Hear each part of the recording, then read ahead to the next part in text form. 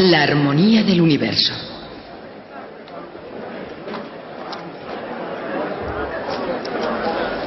Hoy llegamos al final de esta etapa de nuestro viaje y me gustaría celebrarlo con un poco de música. No es una música corriente, es algo completamente extraordinario. Desde luego, Johannes Kepler fue quien descubrió cómo funciona el universo, y lo que descubrió fue que el universo es muy complicado. Las órbitas de los planetas son excéntricas, el Sol está desplazado del centro, los planetas aceleran o disminuyen su velocidad mientras giran, etc. Kepler no pudo evitar preguntarse por qué el creador no eligió un modelo más sencillo. Cuando creyó encontrar la respuesta, escribió lo siguiente: esto es porque los movimientos celestes no son más que una continua canción para varias voces. Una música que a través de tensiones discordantes, a través de síncopas y cadencias, va progresando hacia ciertas preconcebidas cadencias de 6 voces, estableciendo así un hito en el inconmensurable paso del tiempo. 20 siglos antes, los pitagóricos pensaron que los cielos eran un instrumento perfectamente afinado cuya música solo podía ser captada por el oído de Pitágoras, su maestro. Pero la idea de la música celestial es aún más antigua que el propio tiempo. Y Kepler se valió de esa idea de la música de las esferas, con su eco a través de los pasillos de la historia. Un universo más sencillo hubiera producido una música aburrida. El creador compuso una sutil y compleja composición que continuaría sin repetirse casi para siempre. Kepler creyó haber escudriñado en el interior de la mente del creador. De hecho, lo pensó con frecuencia y escribió lo que había visto en este libro. Johannes Kepler, La armonía del universo, publicado en 1619. Anotó en este libro la música de las canciones de cada uno de los planetas y retó a los músicos de su época a interpretar aquella música celestial. Y resulta que aquellos músicos, al parecer, tenían cosas mejores que hacer, así que Kepler nunca llegó a oír su propia música. Pero en la actualidad, 2 hombres, John Rogers y Willy Raff de la Universidad de Yale, han sintetizado la música de Kepler en un ordenador de forma que podamos oírla. Y es la música que les haré escuchar ahora. Tenemos la música de Kepler sintetizada en un ordenador. Ya sé que están esperando que les diga, es el último grito en música, pero no voy a decirlo. En lugar de eso les pondré la música.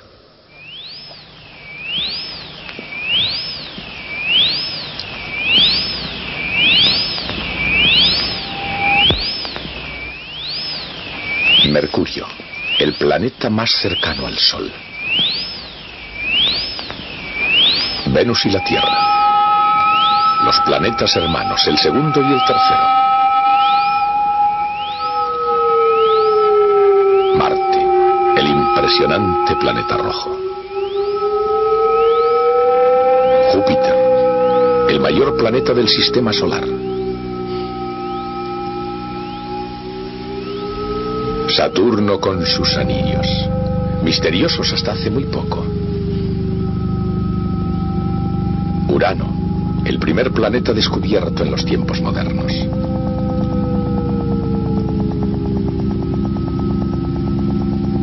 Neptuno, octavo planeta del Sol. Plutón, el planeta noveno y más distante del Sol. Antes de la palabra escrita, entre la música y los cuerpos celestes, existían relaciones metafísicas. Ahora las imágenes y los sonidos del cosmos están ligados para que todos podamos verlas y oírlas. Inspirados en la ópera de Hindemith, La armonía del mundo, sobre Kepler, Ruff y Rogers, crearon una armonía completa de 9 partes, la armonía del universo. Pongan atención y escuchen las 6 voces tonales. Mercurio, el tono más alto. Venus y la Tierra cambiando constantemente acordes de mayores a menores. Marte, el más característico, fácil de reconocer en la armonía completa. La canción de Júpiter, un barítono más profundo, más baja y mucho más lenta. Y Saturno, apenas algo más que un gruñido en los cielos. Y hasta ahí vio y oyó Kepler. Pero escuchen la parte rítmica, las voces de los planetas exteriores. Urano haciendo tic-tac rápidamente. Luego el latido uniforme de Neptuno y finalmente el tambor con sonido de bajo de Plutón. El fundamento de la estructura total. Esta es la música de las esferas.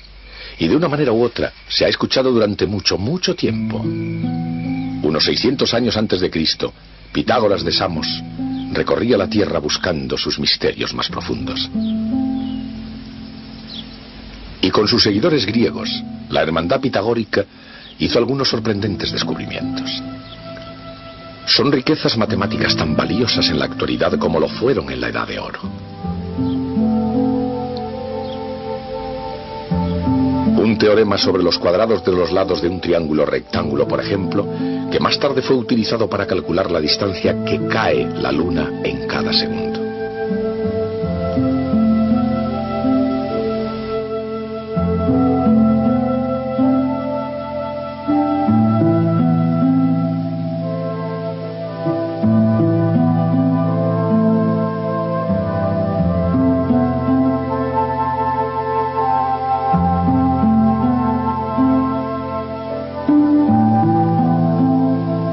Los pitagóricos también explicaron que al ir sumando los números impares se obtienen cuadrados perfectos.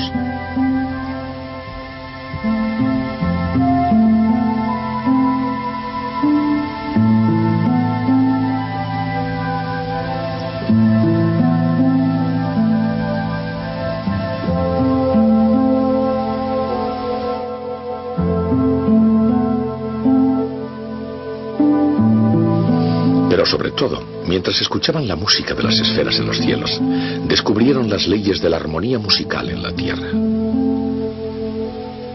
Y durante los milenios que han seguido después, los compositores occidentales han basado sus partituras en las armonías pitagóricas. Por lo visto, todos parecían felices bailando la misma vieja melodía, hasta que en el Renacimiento un músico florentino hizo estragos en el status quo. Este hombre escribió un libro criticando la influencia de los conceptos de los antiguos griegos en la música de su tiempo.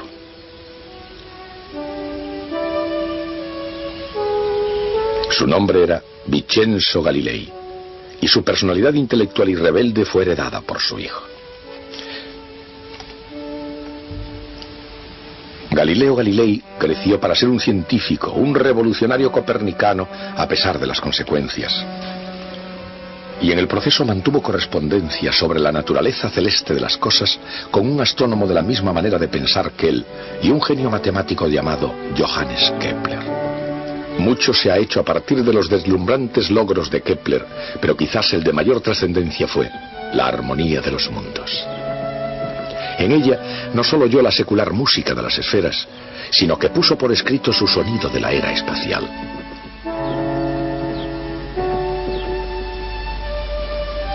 Al igual que su colega Kepler y su padre Vincenzo, Galileo tenía una o dos cosas que decir con respecto a la armonía. Esto es, sobre el movimiento armónico. Al descubrir que cada oscilación de un péndulo tardaba exactamente la misma cantidad de tiempo, Galileo no solo descubrió la fórmula para componer una música hermosa, sino que desveló el secreto para medir el tiempo con precisión.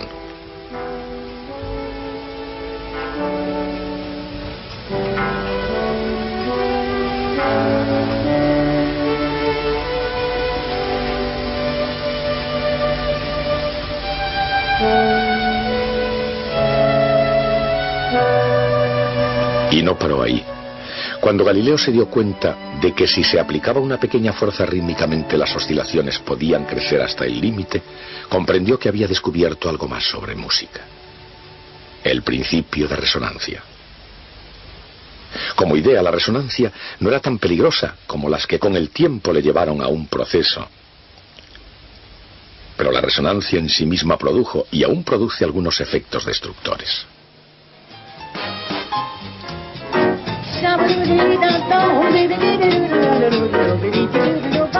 ¿Podrá la voz amplificada de la Fischer al hacer añicos esta copa? Lo creo. Si se puede decir que Galileo y su padre progresaron haciendo añicos las tradiciones griegas en ciencia y música, se debería reconocer que todos los eruditos occidentales hicieron progresos, en primer lugar, solamente apoyándose en esos antiguos cimientos. Del mismo modo, si Galileo fue inspirado por su padre, quizás así también lo fue Pitágoras, cuyo padre era tallista de piedras preciosas. Incluso hoy en día, contemplando las formas geométricas de los cristales naturales, esas formas geométricas se pueden ver como facetas de índole matemática de la propia naturaleza.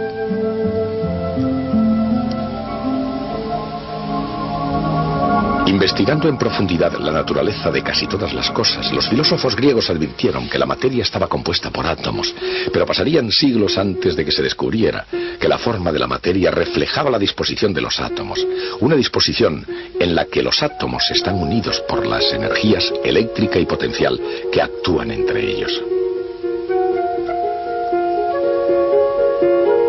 Y así como las interacciones entre los átomos son de naturaleza eléctrica, las interacciones entre los miembros de la especie humana pueden ser tan complejas y están tan altamente cargadas como se demostró en la amarga polémica entre el barón Gottfried von Leibniz y Sir Isaac Newton.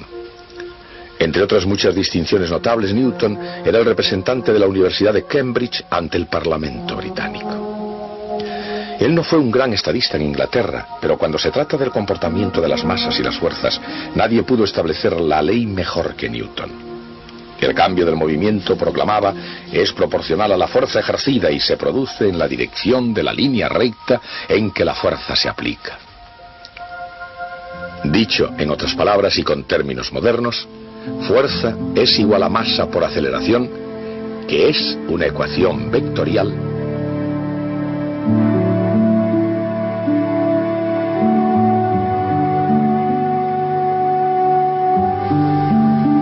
sobre la derivada de una derivada.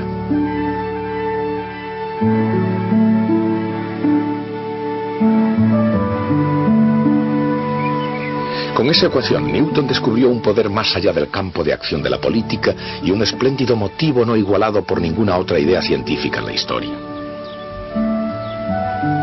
En F igual a m por A, Isaac Newton descubrió los medios para desbaratar los planes del universo y por primera vez en varios miles de años la forma de enderezarlos de nuevo. La segunda ley del movimiento de Newton explica la caída de una esfera en un líquido viscoso y el descenso de un penique y una pluma en el vacío.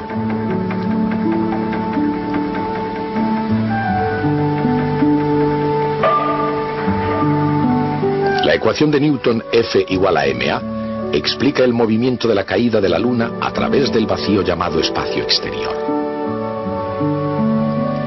Y el movimiento de caída de una estrellita, esta gota de aceite cargada eléctricamente atrapada en el espacio interior de un laboratorio científico. Combinada con su ley de la gravedad, la segunda ley del movimiento de Newton da el movimiento de cualquier proyectil en la Tierra. Así como de todos los cuerpos en el cielo.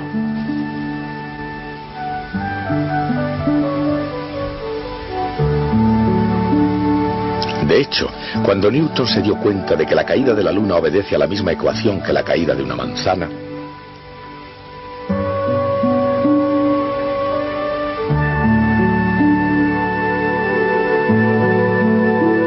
unificó la física de la Tierra con la de los cielos.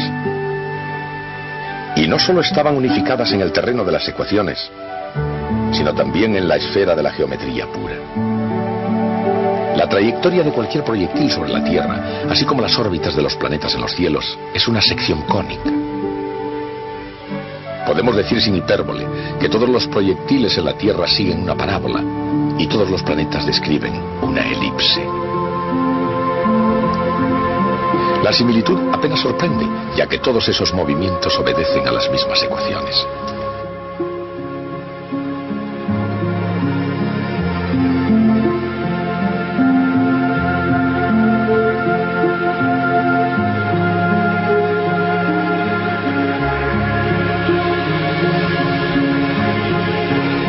¿Cómo es que una pequeña ecuación puede ser tan poderosa como el universo mismo?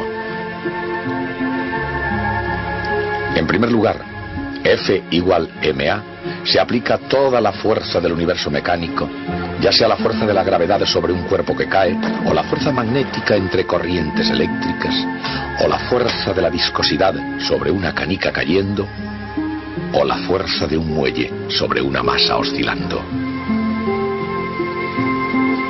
La segunda ley de movimiento de Newton no solo se aplica a cualquier fuerza, sino a cualquier masa, sin importar la masa que sea ni dónde se encuentre.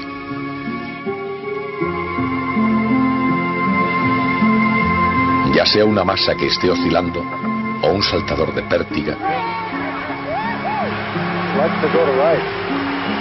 o una pelota de béisbol o una bola de billar. Pero lo más importante de todo es que el poder increíble de F igual ma reside en el hecho de que no describe dónde se encuentra un cuerpo ni a qué velocidad se mueve. Describe con qué rapidez varía su velocidad. En otras palabras, F igual a ma es una ecuación sobre derivadas, y en ello reside el poder esencial de Newton y la superioridad.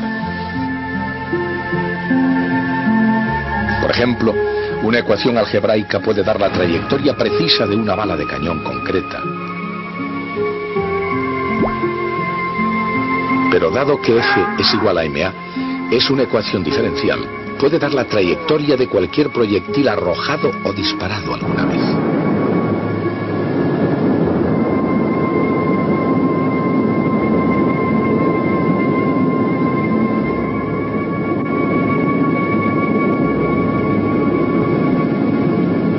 Pero, en principio, ¿qué fue lo que llevó al joven Isaac Newton a crear un método tan poderoso con el que expresarse a sí mismo? Realmente, ¿qué provocó, en primer lugar, la revolución científica? Tanto como cualquier otra cosa, fue la pasión revolucionaria de un, por otra parte, tímido monje polaco, Nicolás Copérnico. De manera distinta al sistema solar aristotélico de Ptolomeo, el universo copernicano ya no situaba la Tierra en el centro de las cosas. Ya no estaba la Tierra misma fija e inmóvil. Ni por la misma razón todo lo demás. Copérnico no solo puso la Tierra en movimiento, haciendo girar al mundo académico alrededor en círculos platónicos, sino que dejó suelta a la imaginación científica, libre para desafiar antiguas suposiciones. El progreso no llegó fácilmente, ni todo al mismo tiempo, sino que después de Copérnico, el mundo era un libro abierto. Por supuesto, con Galileo y con toda aquella libertad intelectual apareció la responsabilidad. La responsabilidad de escribir la naturaleza como realmente es. Y hacer eso requería una nueva matemática, una matemática del movimiento. Por supuesto, los antiguos griegos habían hallado que el área de un círculo era tan sencilla como pi, y ese fue un paso dado en la dirección correcta. Arquímedes encontró una fórmula para hallar la superficie de un segmento parabólico, y eso fue un adelanto. Pero la matemática del movimiento no describe solamente la forma de las cosas por venir. Aunque parezca muy avanzado, ese tipo de cálculos se agotó prácticamente en la Edad de Oro. De manera que en lugar de describir algo en términos fijos del mundo antiguo, la nueva matemática obtiene el ritmo a que algo cambia, ya sea el ritmo a que cae un cuerpo o el ritmo con que aumenta una pendiente. La derivada es un dispositivo matemático que a lo largo del siempre cambiante universo del movimiento llega hasta el límite.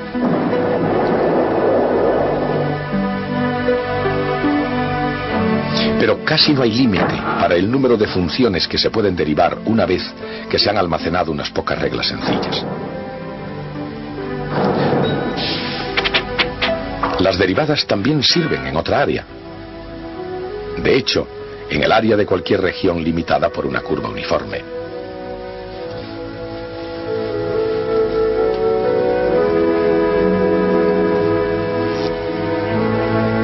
Ciertamente, después de que Newton y Leibniz descubrieron la relación entre integración y diferenciación, entre área y ritmo de cambio, y el cielo fue el límite. Sin embargo, incluso con las matemáticas del cambio, algunas cosas son constantes. Tan constantes como la curiosidad humana sobre lo que pueda existir o no existir en el espacio exterior. Dentro de la naturaleza expansiva de las ecuaciones diferenciales, lo más constante es la propia constante.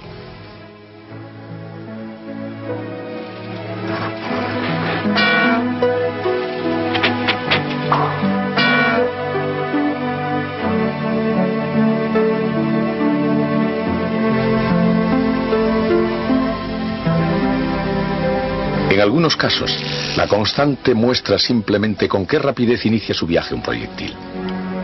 Pero otras constantes tienen un campo más amplio y más significativo. Por ejemplo, ya sea una vulgar partida de billar,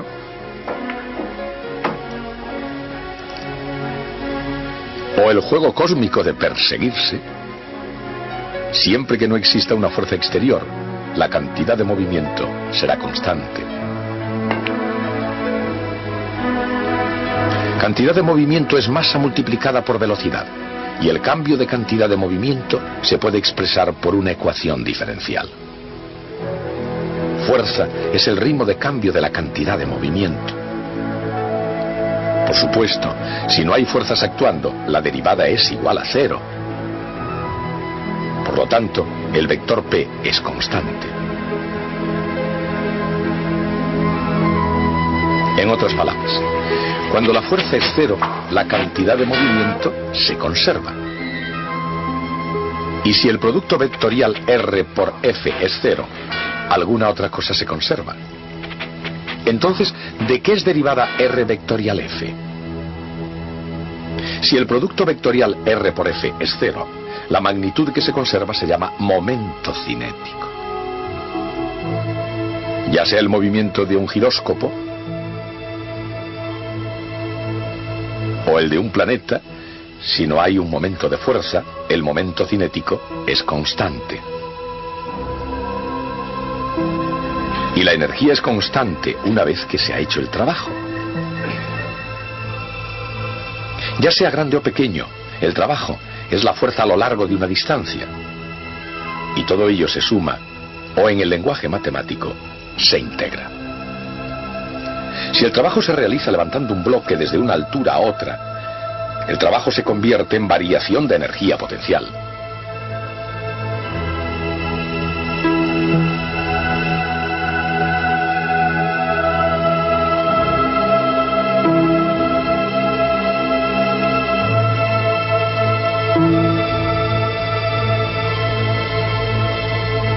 Si en vez de eso, el trabajo se efectúa para acelerar el bloque, se convierte en energía cinética.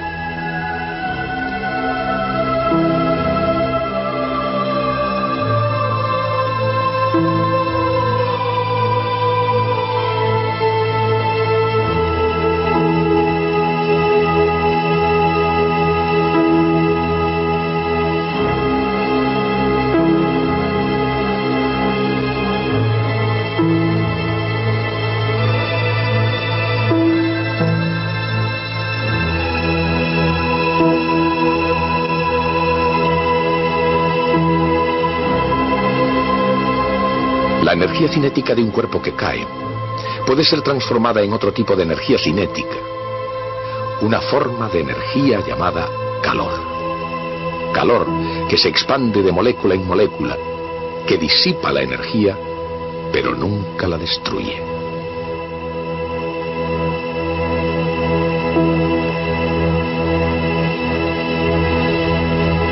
Energía potencial U. Energía potencial K. Y calor Q. Si se suman, el resultado es la energía total y eternamente constante. Y es la energía potencial y cinética lo que fundamentalmente determina las órbitas de los planetas. Esa sinfonía de orden perfecto, la armonía de las esferas.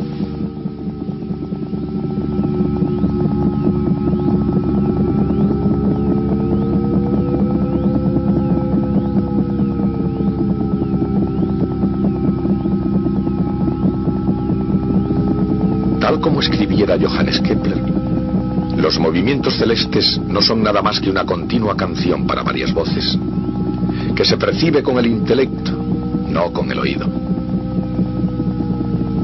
Una música que a través de tensiones discordantes, a través de síncopas y cadencias, y así era, va progresando hacia ciertas cadencias preconcebidas de 6 voces, y de esa manera establece hitos en el inconmensurable paso del tiempo.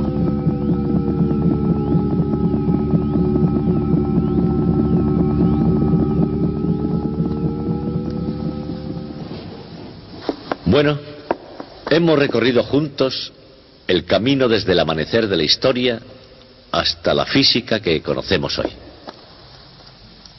Damas y caballeros, eso es todo lo que tengo que decirles sobre mecánica clásica.